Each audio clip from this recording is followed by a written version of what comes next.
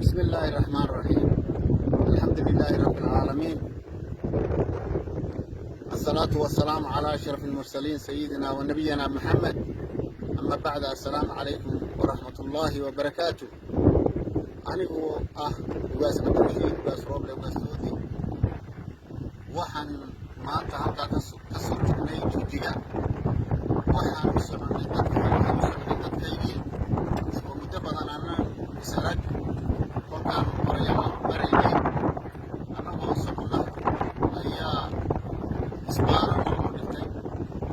halkaana shacabkii soo dhaweynayay oo nabadgelyo aan ku soconay ayaa waxaa la qabsaday ciidankii markaa rasaas iyo anigii iyo shacabkiiba hortayda lagu dhaqmay in lagu laayo.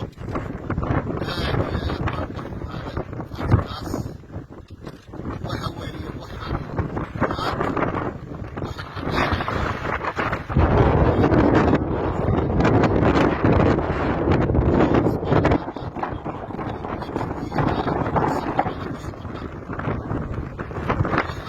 maanta dadkaygu la haystayaalka waxaana faraaruqa dhexdiina lagu samaynayo.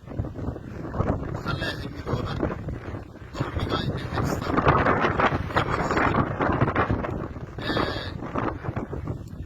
waxaan aad iyo aad ilaahay uga baryayaa inuu caafimaad siiyo dadka halkaa ku dhaawacmay, kuwa dhintayna allah u naxariisto. meel kasta inay dadkayga dulmiga haysta inaan caalamka gaarsiiyo, adduunyada gaarsiiyo. ilaa haystayaasha ummaddaydii la haystay xoogga lagu haysto in dadweynaha dowladaha jaarka meel walba ina gaarsiiyo ayaa iga go-an. waxaanan leeyahay walaalaha dadka arkaysaa maanta dhibka ku hoos jira in ilaahay farash khayrla ilaahay u helo. oo dulmiga maanta taagan iyo tacadiga iyo xadhiga iyo mushkilada lagu hayo. waxa weeye meesha cidna ugama baryayo, cidna ugama fadhiisanayo. meeshii aan ku dhashay oo gurigayga yahay inaan maanta aniga la ii ergeeyo oo la yidhaah soo geli maysid, taasi aniga wax isanfacaya. waxa weeye anu waxaan leeyahay cod dheer iyo cod gaaban baa ku sheegaya inuu dadkay midoobaan oo dulmiga ka midoobaan.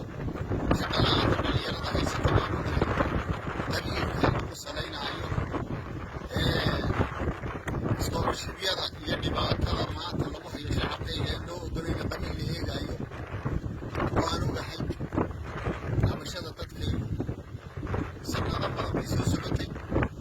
intii hore dowladihii hore soo maray axmed maxamed siiraayo dhowr jeer 2 jeer baan tegey oo dhulkaygaa si nabadgelyaha ugu tegey oo si fiican laiisu dhaweeyey. waxaan anugu markaan ugaas dhaqameed baan ahay, ugaas nabadgelyaha ahay. ugaas anugu ciidan wata ma yahay, mana ihi.